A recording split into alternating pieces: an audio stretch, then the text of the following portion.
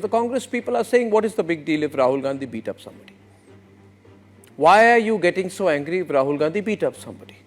The Congress thinks that Rahul Gandhi can beat up anyone he wants. The Congress is saying, so what if somebody is bleeding, had to be sent to hospital? Choti moti baat hai, hua to hua is the kind of approach of the Congress party. Mara to mara, hua to hua.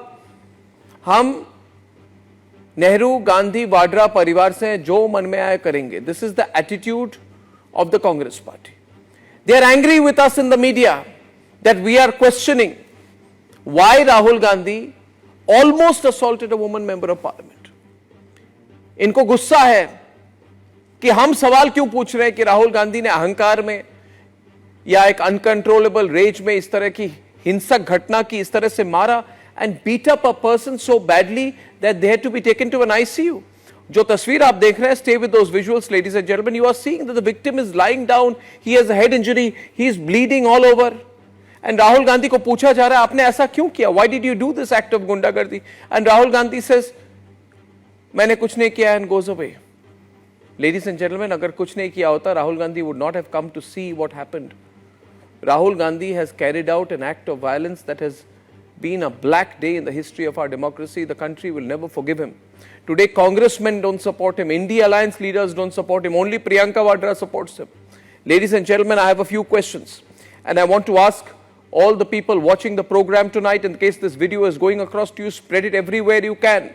Can Rahul Gandhi ever have a straight conversation or an interview with anyone? He can't.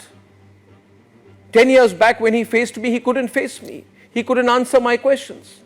10 years later, his arrogance is so much that if anyone questions him, he physically assaults them.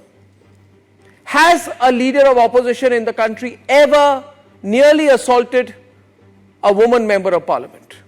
Today, Rahul Gandhi goes into the history of this country as the first leader of opposition, first leader who has almost assaulted, threatened a woman MP. She broke down in parliament. We can never forget that. Rahul Gandhi, what do you think you were doing? She says that he was making physical aggressive gestures towards me. Either he was doing this or he was doing this, but he was clearly gesturing to her in such a way that he would physically assault her. What does this tell you about Rahul Gandhi's psychological state, his state of mind? And I request all Rahul Gandhi supporters and chamchas to end their silence. Whoever they are, ladies and gentlemen, the rubbish YouTubers, or the Yogendra Yadavs, or the comedians, they must ask themselves, has any leader of parliament in the country ever physically assaulted fellow MPs? Has a leader of opposition in the country ever thrashed fellow MPs, sending them to the intensive care unit of a government hospital? Hasn't Rahul Gandhi acted irrationally in the past as well? Now you look at the pattern of his behavior. He is not in control of himself. You observe his pattern. Was he in control of himself when he was winking in parliament? When he was throwing flying kisses in parliament?